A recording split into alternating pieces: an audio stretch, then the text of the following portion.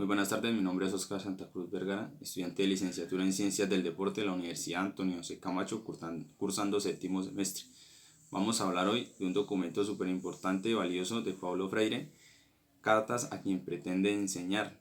Vamos a leer y a centrarnos en la carta número 7, una carta que nos permite entender y optar por una relación óptima entre docente, educador y estudiante, educando, en este caso como se menciona en el documento.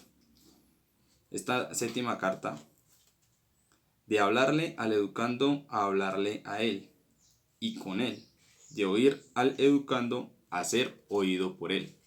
Bueno, esta carta nos trata de decir de que la relación del docente y estudiante, ya que es muy importante el mantener un diálogo constante y no solo un diálogo de contenidos y como de autonomía del docente hacia el educando nada más. Como si el educando fuera un tipo de policía o de comandante, que el cual tiene la razón y es el que habla y es el que tiene la última palabra. No, así no es. Este tipo de documento trata de llevarnos a reflexionar sobre ese tipo de relación y de que el educando, el docente, se centre más un poco desde el ser de él al ser del estudiante y no tanto desde su saber al saber y hacer del estudiante. Entonces, esto es un poco lo que nos quiere decir el documento. También nos habla de tres posiciones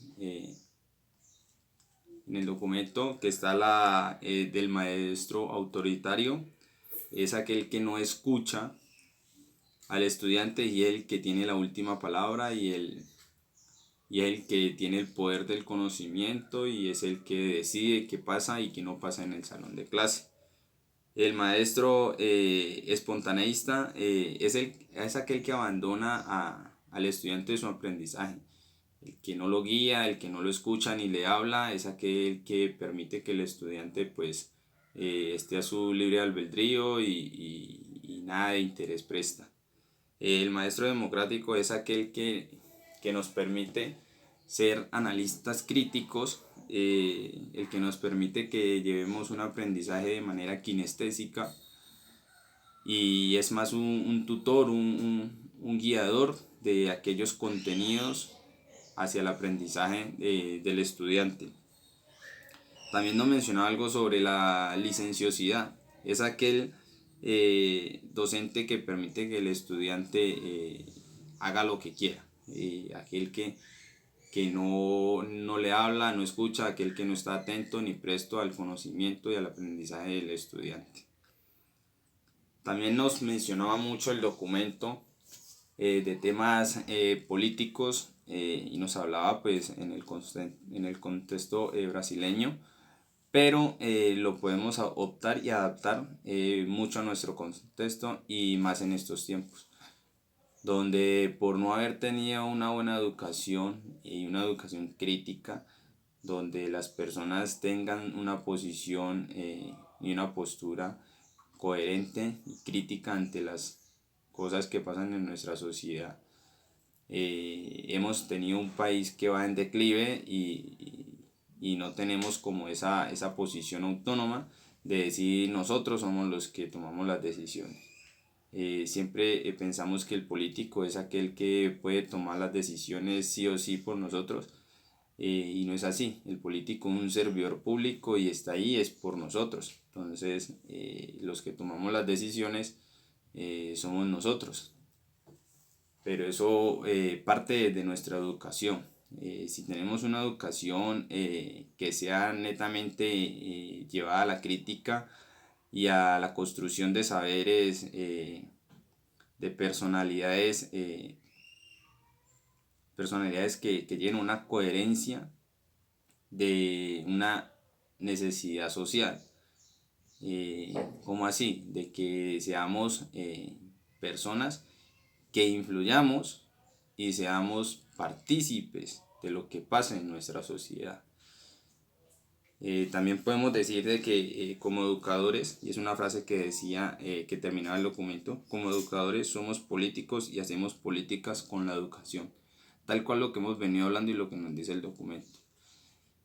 El educador es el principal ponente de los educandos a ser personas críticas. Entonces, este documento nos invita a eso, a que cual sea la asignatura que nosotros tengamos que impartir, llevemos al estudiante, al educando, a ser personas que tomen decisiones propias y de una manera afín a su personalidad y afín al bien común de la sociedad. Para terminar, quisiera mencionar alguna frase que escuché y la complementé en mis palabras, que trata de que los docentes no solo estamos para impartir una clase de solo contenido y teórica, sino también para ser parte del diálogo del estudiante y de su vida. Entonces, cuando entendamos de que no es solamente hablarle al educando, sino que también es escucharlo y saber de que él me está escuchando, vamos a entender de que la educación va a ser de tal forma democrática y nos vamos a ver beneficiados todos. Esto fue todo por hoy, muchas gracias, nos encontraremos en otra ocasión.